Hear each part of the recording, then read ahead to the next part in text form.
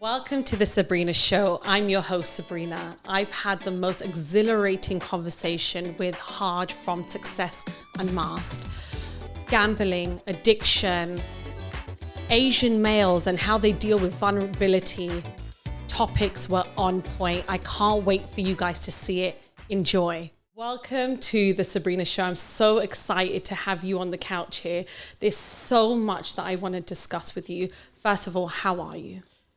Good. Yeah. I mean, actually, no. I'm doing more than good. I've had a fantastic year, fantastic day. And I think when you have such like-minded people around you, so thank you for having me on the podcast You're as welcome. well. You get to have a different conversation. And I think the conversation I'm having now with so many different types of people is just phenomenal because now you're seeing a different side of a world that we've never seen. So when I say I'm good, I mean... I'm serene good. I'm good in sort of like a You're peaceful... really good. Like, let's not lie. You're feeling yourself. And that's good. Why not? 100%. Isn't it? When you've done the work and you've gone through what you've gone through, and we're going to kind of dive straight into that, it's nice to be at a place where you're feeling actually good and you're not just saying it out loud for the sake of it. Right? 100%. So when you go through certain things in life, right? I think we've done so much in terms of beating ourselves up. You know, we try to be this other person, wear a different mask, and then you're in a situation and you're going, well, I've lost myself along this journey. Like, who am I? Where am I? When do I become the person that I always want to be, right? And that's when the people pleasing kicks in. So now when you take time out for yourself, and what I did as well, there's a really good quote on this, which is, if you see me less, I'm doing more. Yeah. So when you pull away from people and you start going, well, actually, what is that I want to do?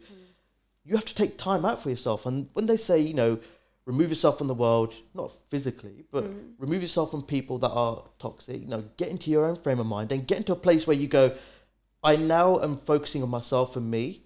Give yourself 3 months, give yourself 6 months and watch the transformation that you have. Because now what happens is the people that you are pleasing, they're never winning. Yeah. So because now instead they're realizing that life is a bit boring without you.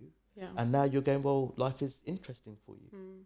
Let's go back a little bit, actually, because it's quite interesting what you just said. Rewind.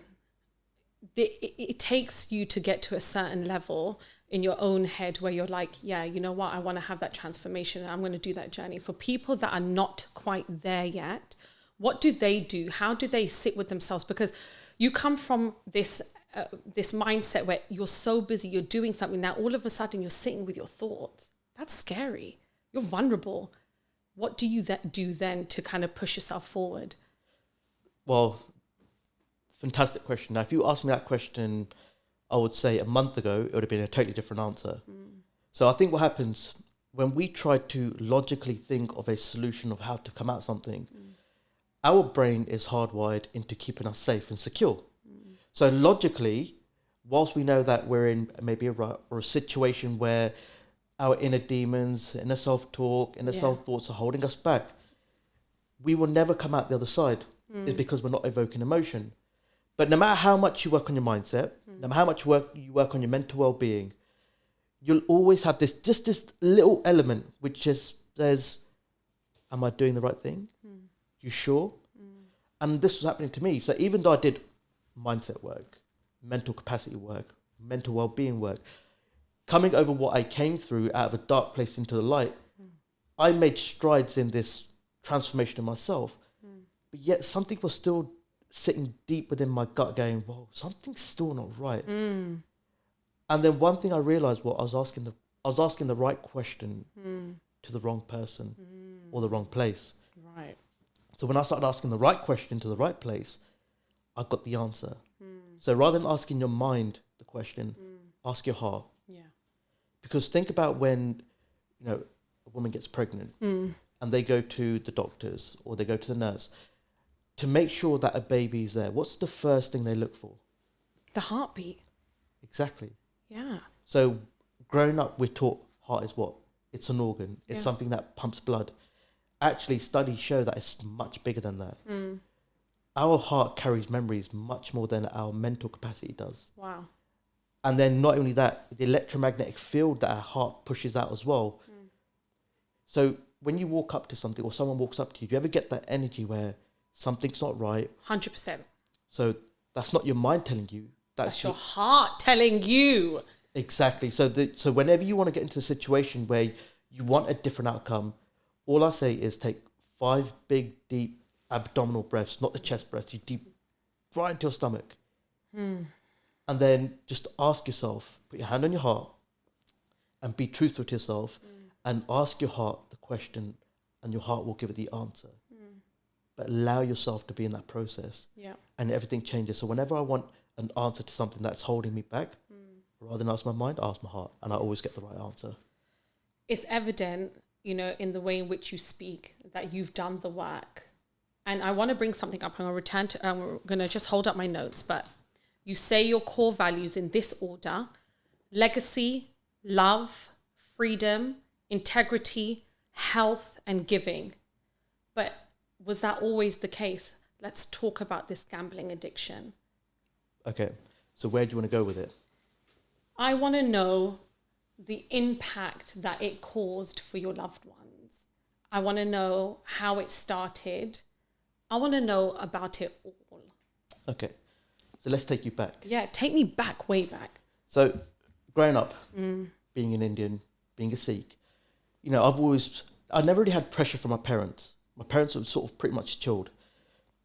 However, when you're in a community where there's a lot of societal pressure, go to school, get an education, go to university, and if you're not doing the typical Indian degrees, you know, maths, pharmacy, dentistry, medicine, law, economics, exactly, you're a flipping failure, right? Yeah, exactly. And why are our community, parents, siblings, aunties, uncles pushing us? Because that was their reality of their world. 100%. So we adopt these. So that's fine. So I did. And I felt a lot of pressure from my cousins and people around me. Well, they're going off to university doing this, so I can't be deemed to be a failure. Yeah. So am I doing it for myself or am I doing it for them? So I carried off, did law, finished my university degree. I passed, and I realised that this wasn't for me. And which is a shock within itself, because you've just done this degree, you've spent all this money, all this time and energy, and you now all of a sudden you're here and like, damn, this isn't for me. What do I do now? Well, imagine going back to your parents. Now, being Indian, going back to your parents and literally ripping your degree and saying, this isn't for me. To be a fly on the wall in that conversation. You can imagine what typical, like, I'm not sure what you're like, but my parents would kick the crap out of me. You know, the dunda would come out, the dutia would come out.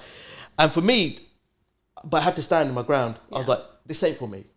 And I think, especially in my family, I've always been, well, being PC with the word, a grey sheep in my family. I've been the grey sheep in my family, which means I've never conformed from such a young age. So I realised that law wasn't for me. I set up a business because I heard about Facebook coming to the UK. So I decided to set that up. Okay. And then what happened 2 years down the road, so this is 2007 to 2009. I grew that to 165,000 subscribers. Wow. And then I went to this big company. I said, look, why don't you place some ads on it? Because the people that you're targeting is this audience. They're all these students. It's perfect. Yeah. What went in for a conversation and a meeting about advertising, they were like, why don't we buy your company? What? What? You know, bear in mind. You hear these stories, but you don't really know anyone that's kind of gone through that journey. But to hear it out loud, that's amazing. Well, yes, I tell you what, the reason why it was more amazing is because my reality of making in this world was get a job, make 30, 40 grand a year. Yeah. Let's call it 30 grand a year because that was a lot back then. But I say a lot, I'm bloody old. But 30 grand a year, 40 grand a year, I've got a house, I've got a nice car, I've married, got some children. That's me making it. But that's what we're conditioned to believe, right? 100%. And where did that come from? Exactly. Our parents and previous generations. Yeah. And so this is something that is being imprinted into us as we're growing up. Yeah. So for me to step out of there, and I'm going, well, I'm the only sibling in our generation, our family, that's going to be in this light. Yeah. No one's ever seen that amount of money. No. So then I sold the company. Wow. So I'm 23 years old. Yeah. Living in Birmingham. Yeah. A bachelor. Wow. So. And you got all this paper. Yeah. Mum's going, gotta get the nona. When you gonna come home? Dad doesn't really care. Yeah. But once again, I've just never been that person that's been a homely person. Do you know what I mean? I've always been I've always been just where's the next adventure? What am I going to do next? No, I've always looked for that thrill, which becomes apparent in the next part of the story. Right. Because on a night out in Birmingham with a couple of friends, and they were like, why don't we go to a casino? So we're on Broad Street. If you've ever been to Broad Street, and no disrespect to the people that are from Birmingham. If you've been to Broad Street, you understand how much of a dive it is. Sorry. He said it. He said it. I didn't say it, but he said it. But yeah, it is what it is. It is what it is. So we went to this casino, and I remember walking through, and it was just the most surreal experience. And the reason we went to the casino is because my friend was like, they give you like food. Yeah. They give you drinks. Yeah. We can carry on the party there. And I'm walking down the stairs. So got into the entry, got into the casino, walked down the stairs, and I remember going, I've never experienced this. I can hear the sounds of the machines. I can hear people laughing. I can see blackjack tables. I can see roulette tables. It's a playground. It's the light. Yeah, the lights and the music, and it's like you're in another world. And that's it. And because you've never been open to experienced it, I was when curiosity comes in, I was like, oh, this looks like a cool place. Yeah. And then my mates were playing blackjack, and then what turned out to be light-hearted, I was like, well, put 20 quid in. Yeah. Playing 30, 40 minutes, I got 60 quid back. Wow, you think you're a roller. Oh, that's it, man. I made it. And what happens? My business brain kicked in, going, well, £20, £60. Yeah. People don't even make that in a day. Exactly. So what if I did this a full-time job? Yeah. So make the money. Remember, I sold the company. So why not use that money? Use this, because I've heard, then I've researched about professional gamblers, what they do. So then I carried on going to the casino, and the casino was like my lucky streak. So usually 1 or 2 games is your lucky streak, and it goes. Of course, house always wins, right? But for me, it was like 3 months, which is unheard of. Yeah.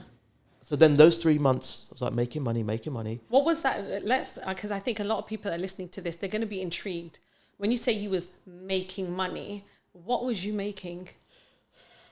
What was your highest? I would say I'd walk out with the most I made back then in that moment was about 800-900 quid in one night. Okay. Which is quite a lot. Yeah. And especially if you're a beginner. 3 months. And that for me was, okay, cool, this makes sense. So I've got a pattern, I've got a rhythm. Yeah. So then what happened is after that 3 months, the lucky streak just went. Okay.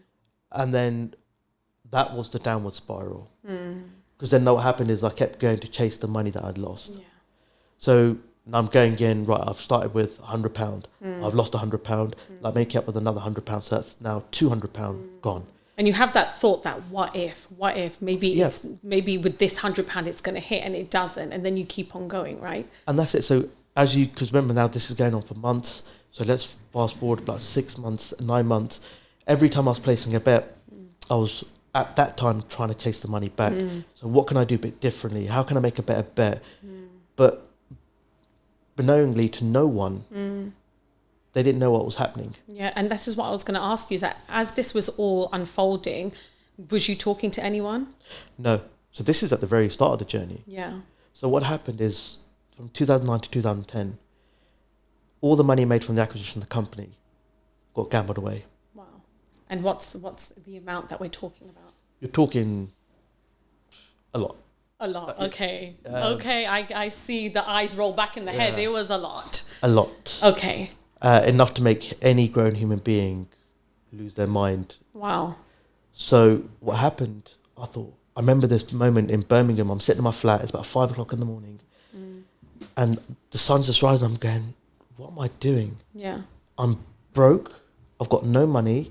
How am I going to pay for the rent? How am I going to pay for the phone bill? How am I going to pay for food? My bank account was just drained. Oof. What was your mental state like? Honestly, it just felt numb. Yeah. I didn't know what to do. So the only thing I did know what to do was go back home, face the music. So that's what I did. I packed my bags up. I didn't pay the rent. I just got on the train from Birmingham back to Slough. Right. Bear in mind, I had no money for the train. So what did I do? I hid in the toilets, running from the conductors. Wow. So within a year, I'm hiding, I'm running away, I'm trying to hide from people. And when I got back home, I said to my mum, I've messed up, I made some bad decisions. She didn't know what it was. And then she said, look, as any Indian parent would, Yeah. koi gal nahi, kara nahi, theek hai, sara kuch. Yeah. But at this point, she didn't know how deep he was, right? Yeah. Okay. So then I was like, do you know what? I need to make good of myself again. And I think one thing I've always been good at is my certainty and my ability. Right. I'm very certain in what I can achieve. Yeah. So for me to get a job, cool, it's all right. If I'm going to get a job, I'm going to get a good paying job. Right. So I blagged my way into my first job as a digital marketing manager, making 35 grand a year. And I was killing it. In my professional career, I worked for, some big companies. So just going back a little bit, you starting and working for this company happened after you came back home? Yeah, so I'd left. Because I want to go back to the conversation you had with your parents when you had to come clean with them. Was that at this point, or was you still pretending at this point? So what's happening now is that, so my work career, being in the professional career, so working for some top companies was actually my fuel for my addiction. Okay. So I was using the money that I was getting from my pay. So I knew when payday was. I knew what time it landed in my bank account, what time it landed in my bank account. Yeah. And I knew, check this out, the day that it landed, even before I've gone into work, I knew the money was there. I've literally gambled all my pay in the morning, even before I've got out of bed and got to work. Wow. And to gamble, what was you doing? Going into casinos, using websites? What was you using? So before I was in casinos, I was in betting shops, but then the rise of online betting came. Right. So that took precedent. So I just kept using online betting. So I could do it in bed, I could do it at work, I could do it on the way to work. So accessible. And even now it's become so much more accessible. Yeah. So what was happening in these years, I was using my pay for my job to fuel my addiction even further. Yeah. Once again, no one knew about it. Right. In this time, by the way, I met my wife on a flight back from New York in 2012. Because there's some good in this. As you do, As you do. Yeah. And the funny thing, I was flying back from Vegas. Yeah. Oh. Says it all. For a mate stag. Yeah. I wasn't there for actually I did bet, I'm not going to lie. So I came back from Vegas, had a stopover flight in New York. Right. And I met my wife on a flight back from New York. And we were literally, it was written in the air. Yeah. So love is in the air, as we say. That's it. And I was sat one row and she's literally sat one row behind me on the side. Yeah. And then the conversation kicked off and she was local to me. She was from Hayes. Oh, wow. I can't get better than that. I'm from Slough. And then we had mutual friends. And we're like, how we never met? Yeah. So then fast forward. So we met in 2012, got married in 2014. Right. And rest is once again, but she didn't know about the gambling addiction. So that's super interesting. You created this company, you sold it, you gambled the money away. You're in this high flying job that's making you money, you gambled the money away. In this whole process, I hear that you was able to pretend to everyone that you're just hard. Yeah, you're just kind of rolling with the motions. What was that like, leading a double life? So I talked about this recently. It's like having an alter ego. Yeah. So if it's good enough Beyonce, it's good enough for me. So what was happening on the surface level, what people would see is Harj, high flying, successful, married, kid on the way, got a house. But what they didn't see was the person that was deep down. Right. Alone, abandoned, struggling with this addiction, suffering anxiety, stress, depression, having eating disorders, sleeping disorders. Wow. All because of this toxic relationship with gambling. Right. But yet I was so drawn to it. But no one picked up on it? So it's a behavioural addiction. Okay. So the difference between a behavioural and substance addiction is that people that are alcoholics or that suffer from drug addiction, that is known as substance. So you can see when they're inebriated. So when someone's drunk. Yeah, you can see. Yeah. So physically you can see. Whereas someone with a behavioural addiction, and I'll prove this in a second. Yeah. They can lash out. So I was in the moments I was angry, I was upset, I was happy. So I was like Jekyll and Hyde. But the great thing with that is you can hide it with stress at work. Yeah. Stress in relationship. So whenever something's happening, I'm stressed at work. Right. Oh, I can't handle this. Right. So people go, oh, that makes sense. Yeah, because the thing is, I think it's important to highlight this. People that are watching at home, what are things to look out for if you feel like you have an inkling your partner's going through something, or maybe you're going through something but you haven't put it out there yet, what should you be looking out for?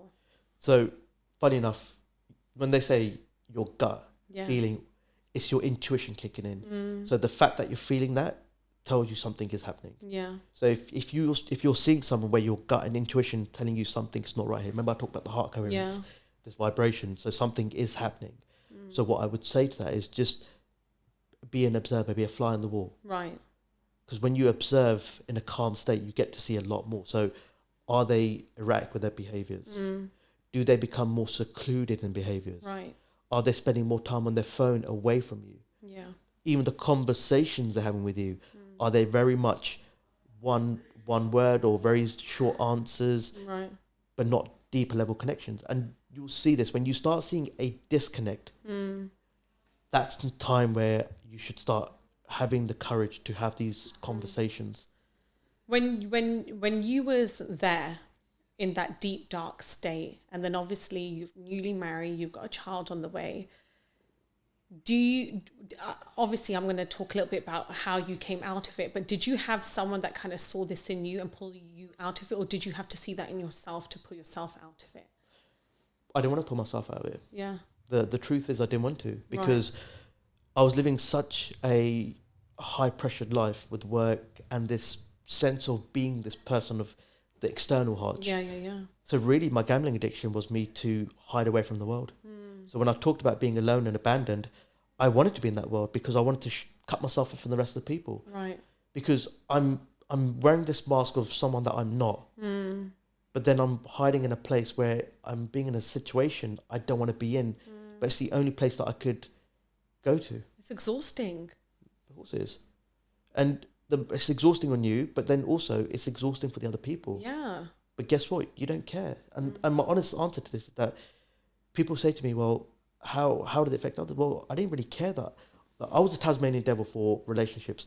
I severed ties with friends, family members. I begged, borrowed, stealed, defrauded. One thing about people with addictive behaviours is that they're super resourceful in achieving their outcome. Right. So I know that I needed money. So I knew every trick under the book to go and find that. But I think a lot, and I was having this conversation with my husband on the way here, you know, a lot of people that have these addictions, whatever addiction it is, we have this assumption like, you know, oh, you know, they're druggies, they're down and outers. It's not the average person. But actually, when you look at the statistics, it's the average Joe that have these addictions. You have been raised with a certain moral code, and now you're going against the grain, you're going against your moral code. What was that conflict like? Because as you was doing, I know you didn't care, but deep down inside, you knew it wasn't right, right? Yeah. So let's talk into the human behaviours. So we talk about beliefs and values, right? So we believe a certain way of being, right? So my belief at that time was I'm a good person because I provide for my family, but I'm also taking time out for me. So my belief was I'm a good person. Right. I do no wrong. Because my addiction really isn't hurting anyone. I'm not beating anyone up. I'm not being abusive to anyone. That's what my belief was telling me. Right. But when you talk about values, that's when I lost my values. So I lost my faith along the journey. I lost the values of empathy, love, compassion, integrity, honesty. All these things that I held, what I thought I held a value, I was actually disregarding because I was not loyal to people. I was not honest with people. So then there's an internal conflict. So bear in mind, this is all going internally. So you're right. When you're having these emotional internal battles, so when people are suffering from addiction or mental health problems or mental well-being problems, it's the battling the inner demons, the inner self-talks, the inner thoughts. And that is draining. That is. Because imagine how many times you just have one trigger or something just goes, And I'm sure like in your journey, you had, even when you are at your most darkest moments, you've had times where you're like, I don't want to be this person, or I don't want to do this. But like you said, you have that one trigger and then you're out. Yeah. You know, you're back on the website, you're spending those pounds. And you're right. Pretty much I was that person where I wanted to be out of it, but I was always drawn back to it. It's a bit like a toxic relationship. So in toxic relationships, what happens? So think about it. When you're in a toxic relationship, you know that you're being maybe physically abused, mentally abused, but what stops you from getting out of that? So logically, you know you need to run for the hills because you're in an abusive situation. Emotionally, it will keep you there. Yeah. Why? Because fear of not being loved again, fear of human needs. So we talk about love, connection. One of the primary reasons that we don't move away from things is because we're scared and fearful that we're not going to receive that again from somewhere else. So it's easier to conform and take the blows, and that's what's happening. So I was just going, it's easier to take the blows and deal with it and not let anyone know what's happening. And that happens, I think, a lot more now, and I think more and more people are opening up to this new way, because not just myself, even you, there are other people that are using the power of their voice to show people that there is a way. But you know, when you was in the thick of it and you're like, I need to get out of this, what was the pull that was pulling you back? Wasn't it enough that you had a beautiful wife, you have a kid on the way, you're settled? Was that not enough? So I talked about someone that's always looking for the next thrill, right? Do you remember I said that before? Yeah. So for me, I've always been a very analytical person, but I've always tried to better myself. So for me, it was never about the money anymore. It was about, can I make better decisions, smarter decisions based off the ones that I made before, so I can cheat the system. Right. So no longer is it about the money, it's about proving myself. Am I worthy? Am I good enough? To who? You? To society? To family? Who are you proving this all to? Deep down, myself. Yeah. I think all of us want to have our own self-belief that we are good. And at the time, I didn't feel like I was good. So that's the reason why I kept gambling. I was like, well, I'm not good enough because the bets I'm making are losing. So in my head, I'm deeming myself as a failure. So I'm trying to make up for my failures by making a good decision. But ironically, that good decision happened to be betting, and it's not a really good decision. No. In hindsight. Yeah.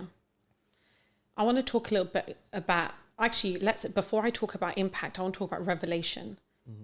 What was the when you thought, okay, enough is enough, I need to be upfront and honest with my loved ones? What was that conversation like, and who was it with firstly? The conversation went like this. Okay. My wife had her assumptions because I was the one that was looking after the money in the house. So when we're not going on dates, ask when the money is, why we're not buying this, it's because I kept hiding it because we had no money. We had a little bit. So one day her suspicions had to come to a halt. So what she did was this. I remember the 16th of June 2020, we're just in the middle of a pandemic. I remember coming out the shower, and I remember that. Do you remember the year? It was just, that year for weather was just amazing. Amazing. It was so hot for so long. Not like this year. I don't know what's going on with this year. But I remember coming out of the shower, sun shining, warm. My son has now 2 at this time. So young Jeevan, he's playing.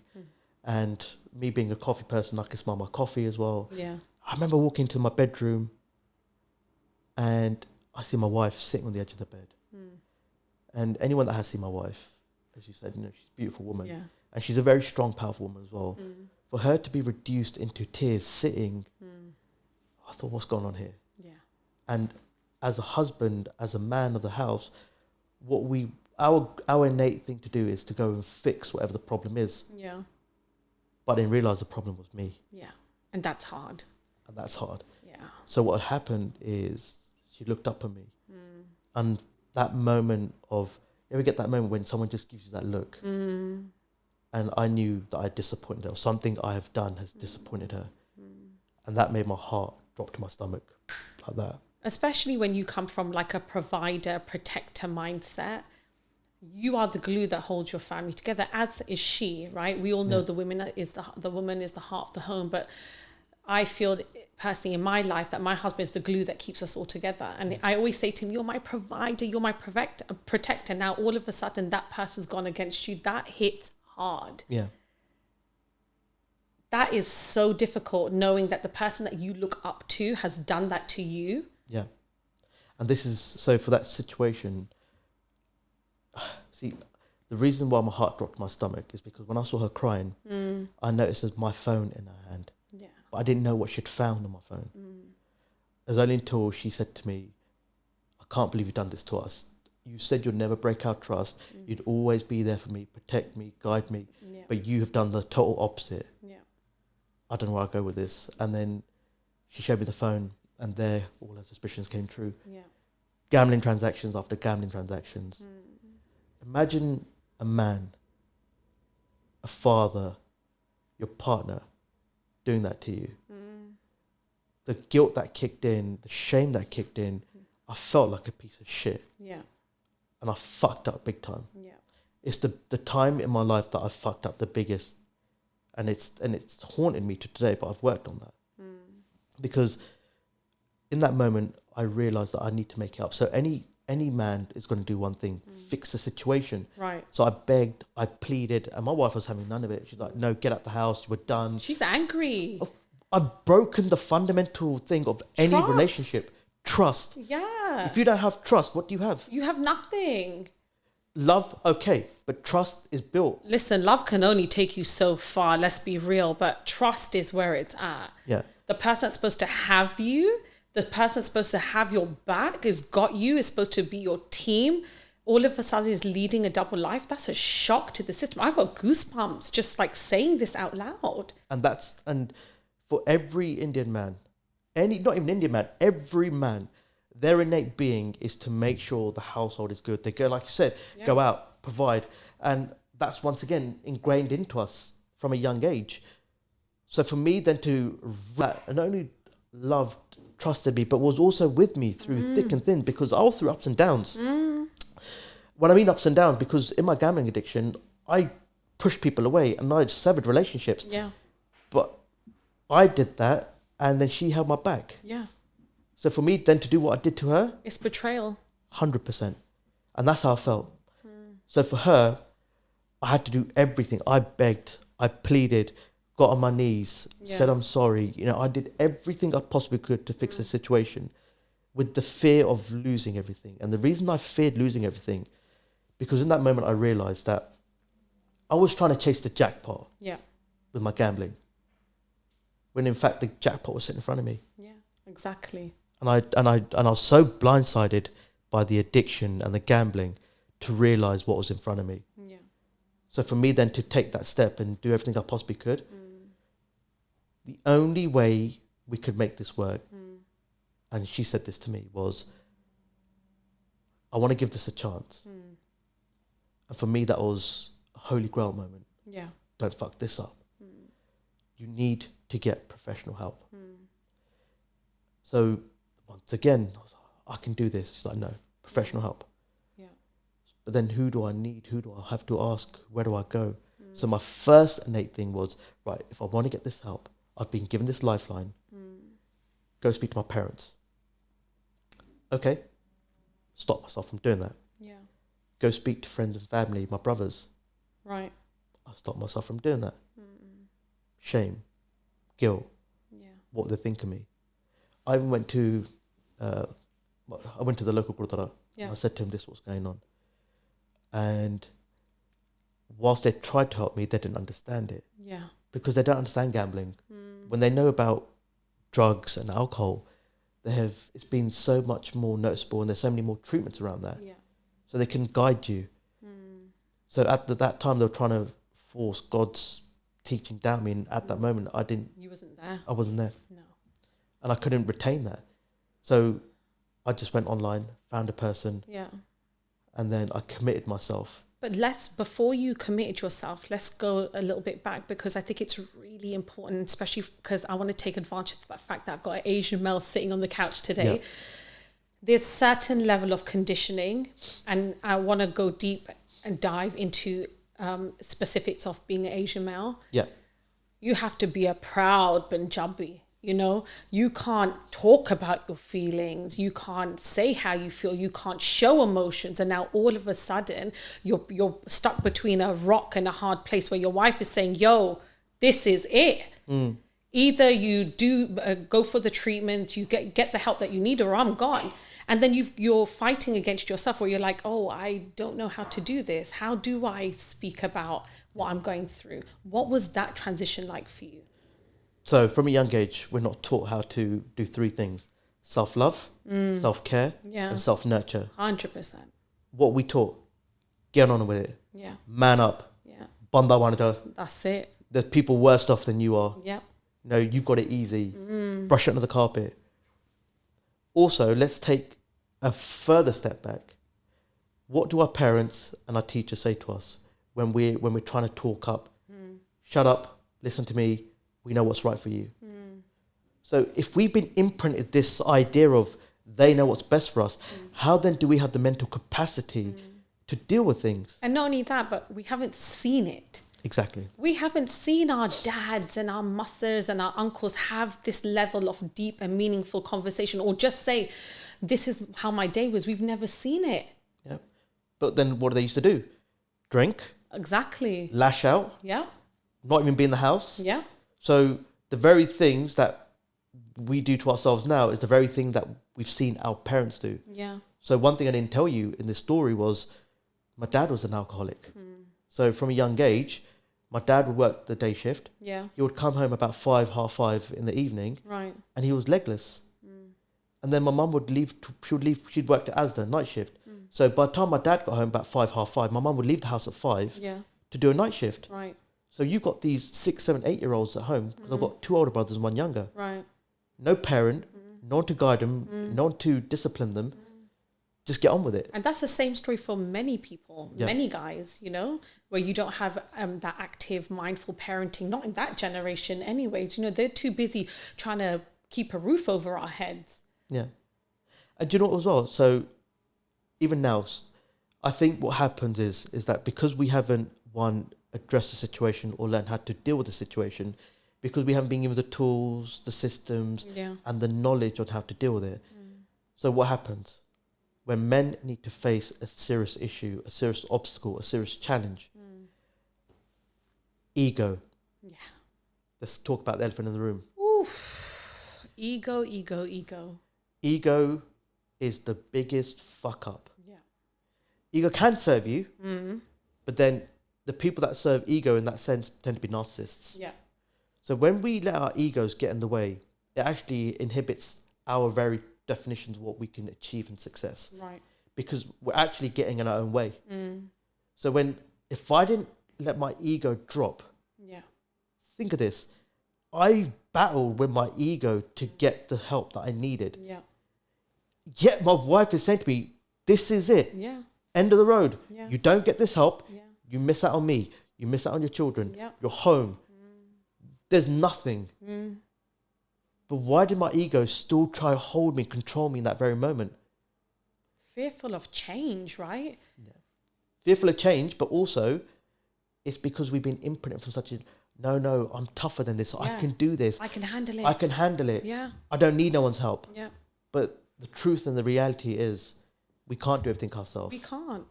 And we have to be human and vulnerable enough to understand that not everyone is out to dick us around and take advantage of us. There are people out here that want the best for you.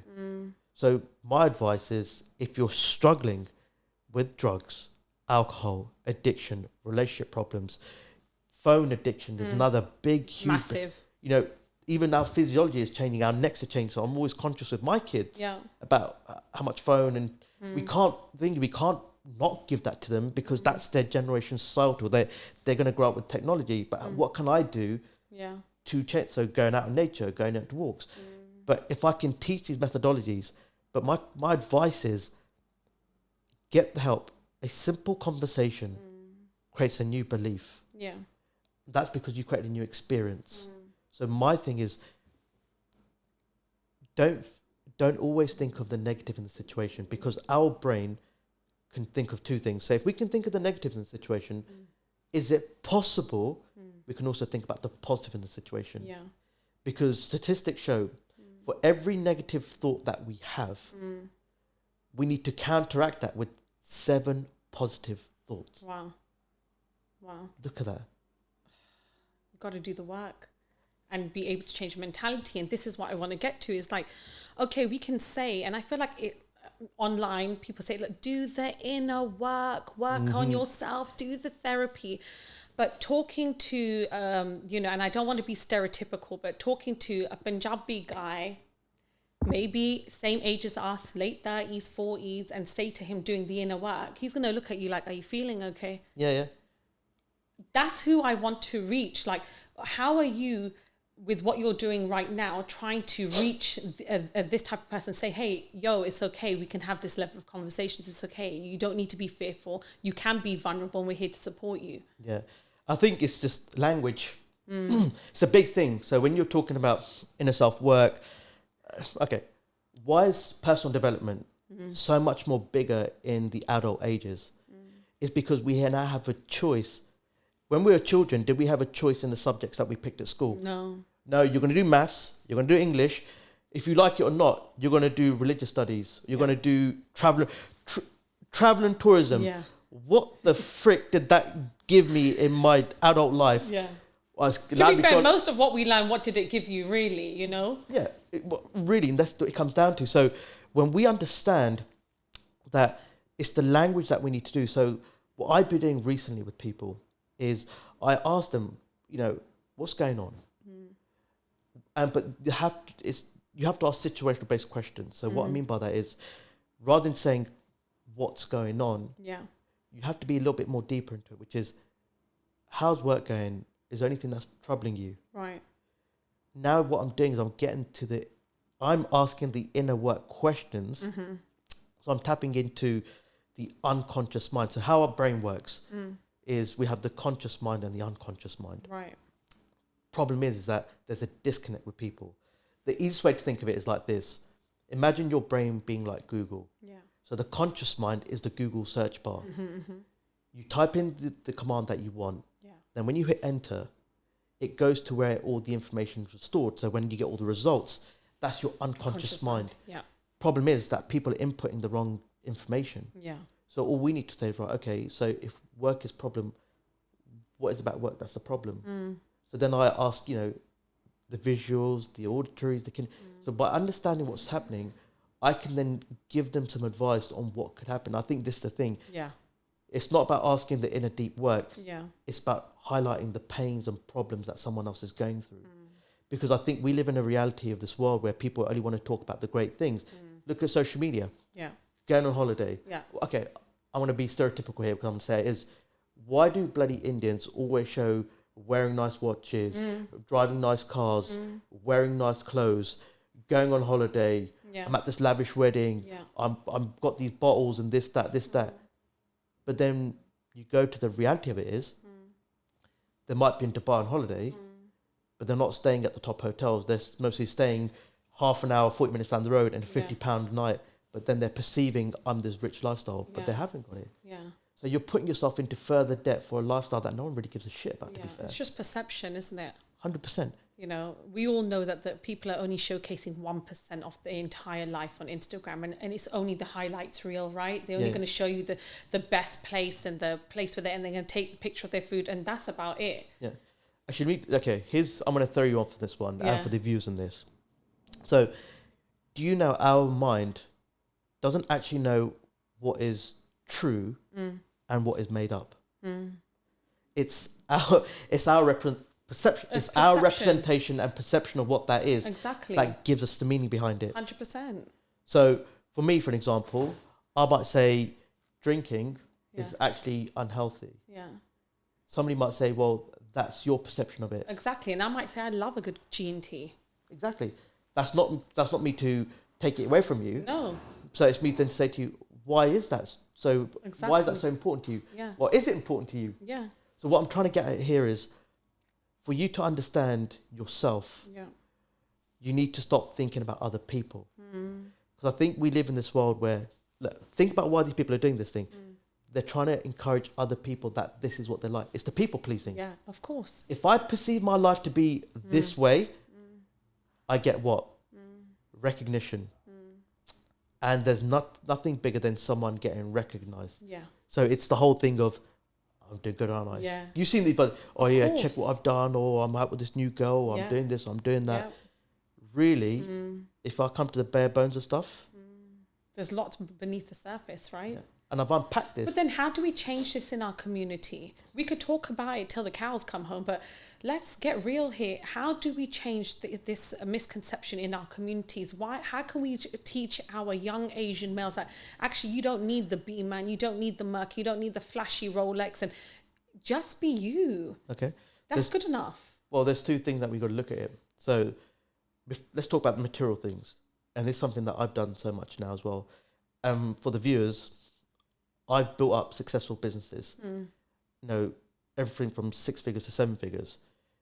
That's money. That's great. That's career. Those bring me money. But realistically, our body is a vessel. We are going through something called life, which doesn't have infinite time. We're on borrowed time. That's it. Which means when we came into the mother's womb, did we wear flashy clothes? Did we go and get these expensive watches? No.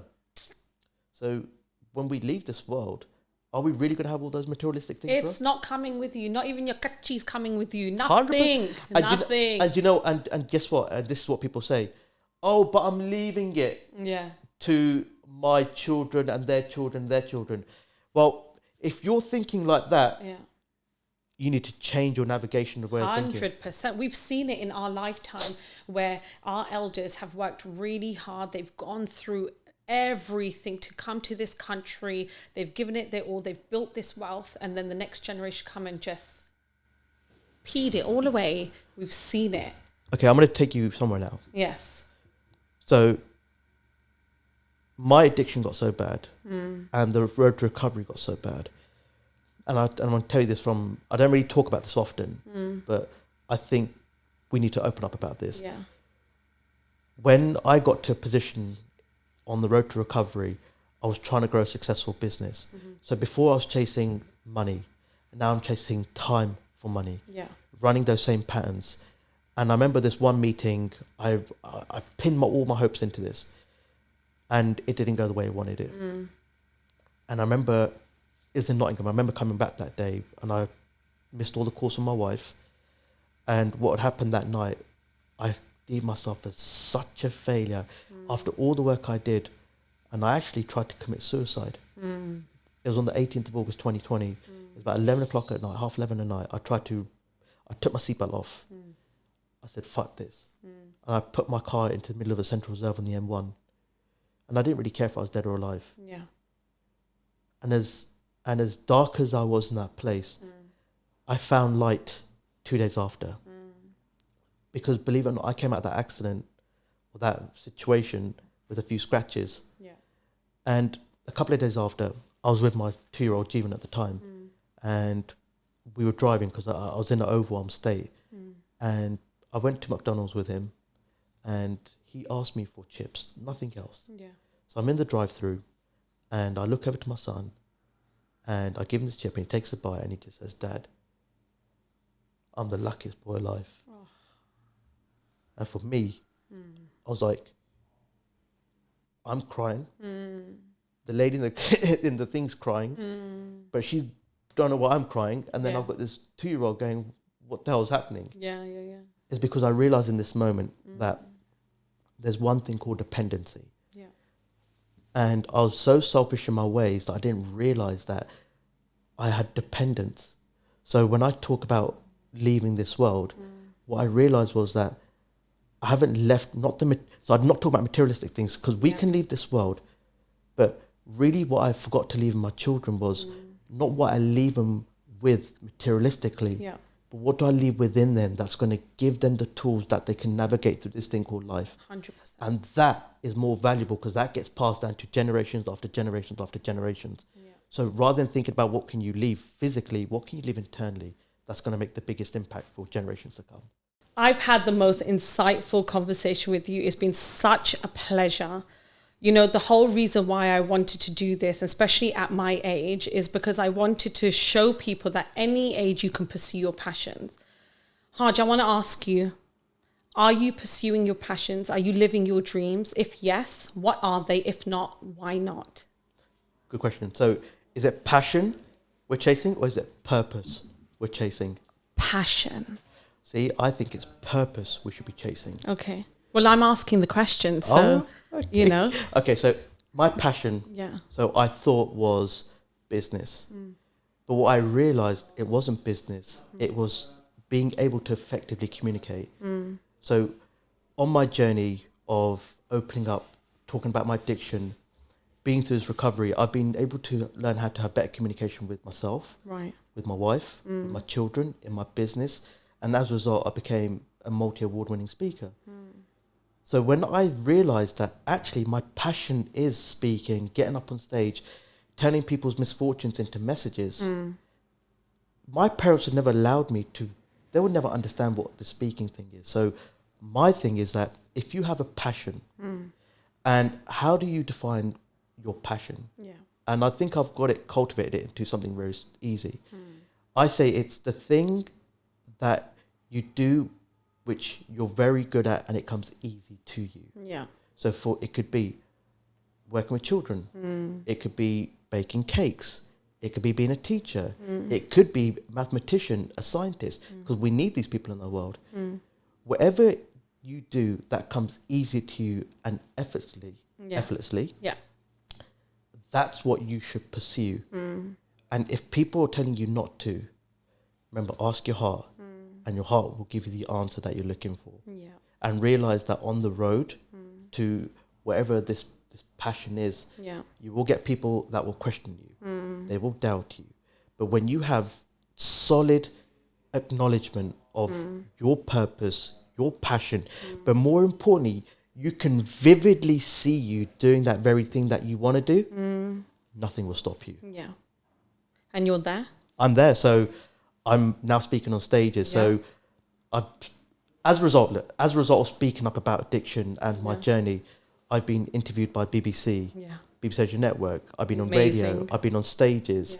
I'm running my own events, helping people become impactful speakers. So speak with impact by mastering communication.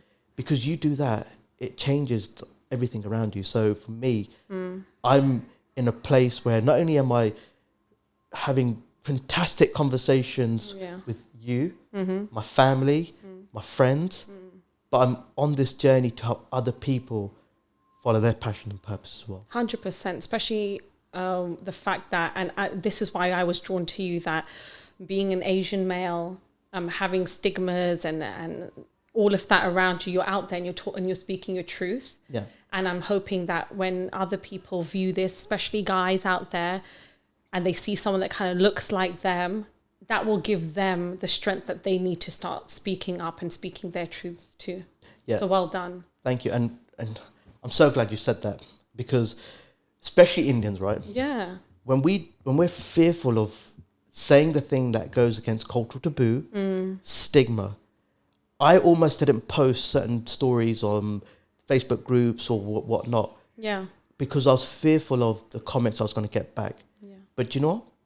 The support, the love, the messages, that's fueled me even further to doing what I'm doing. So realize that you are rule of life. With every positivity, you're going to have negativity. Yeah. With happiness, you're going to have sadness. Yeah. How can you experience pain if you haven't experienced love? Exactly. So realize that we can't always live in this positive world. Yeah. Entitled, we can't be entitled to feel that we should always feel happy, and that's not what life is about. You have to go through the trials and tribulations, and that's why you're sitting here. If you didn't have that addiction, if you didn't have that experience, you wouldn't be sitting here today, right? Totally agree. So that's when you look at, so for every negative situation or obstacle challenge, you're going to fail, or you're going to focus on those, and there are going to be a lot more of those in your life than the wins. But the wins will make up for it in tenfolds. But when I urge everyone to this, because this is what I do today as well. For every situation that's held me back, an obstacle, challenge, lean into it, go back there and find the lesson and find the blessing in it. Because once you find that, it actually helps you catapult you in the next situation if you ever rise to that. Yeah. Thank you so much. It's been so insightful. I've loved having you here. I've loved hearing your perspective on things. I've learned so much, I'm not going to lie. And there's so many things that I'm going to take away and kind of implement into my own life. So I'm really grateful for you being here. Thank you for coming on The Sabrina Show. Thank you for having me. And that's the end of this episode. I hope you've enjoyed it as much as I have. Please don't forget to like and subscribe. And remember to drop me a DM if you're interested in getting into the show. Instagram, _Sabrina Show. Hope to see you then.